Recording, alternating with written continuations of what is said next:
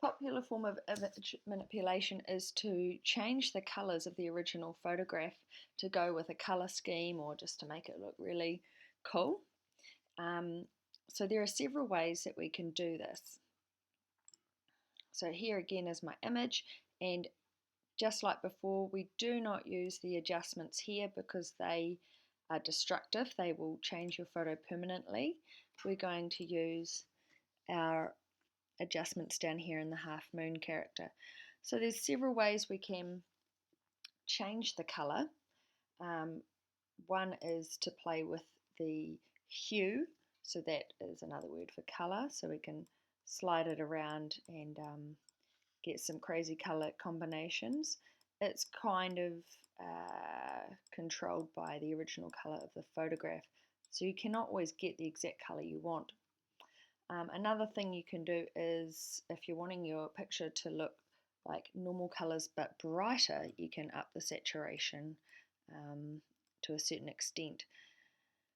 The only problem with upping saturation if you're working with pictures of people is it tends to destroy your skin colours and make them go crazy orange. Okay, so that's one way to do it. I'll just turn that off. A better way to make a picture brighter is your vibrance if it's got a human face in it.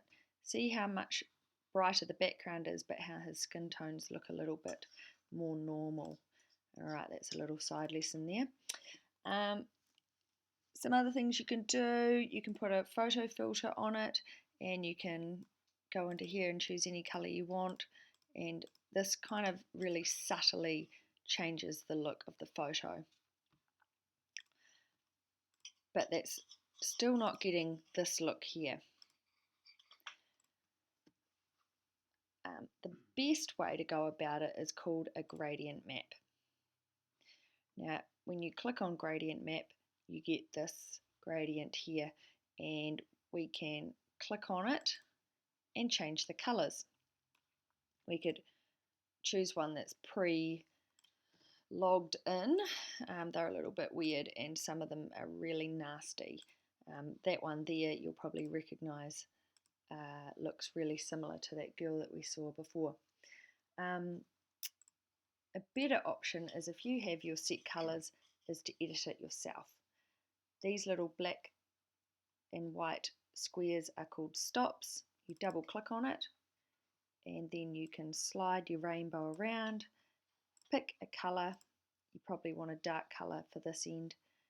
Go OK.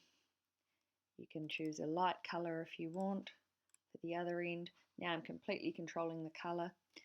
To make extra layers of colour, all you do is hold down Alt and then you drag it across. Then I can edit this colour as well. I don't know what we're doing here. If you didn't like that, you want to delete one, you just click and pull it away. The other option you have here too is if you have actually chosen a set colour of Kuler, you've got a colour scheme, you can type in the values of your colour here, whether it's RGB or CMYK, and then you know your colour is going to print out exactly how you've planned it to. Okay, and that is using our gradient tool. So there we go, okay. Great thing is you can always go back into these adjustment layers later and re-edit them at any time you wish.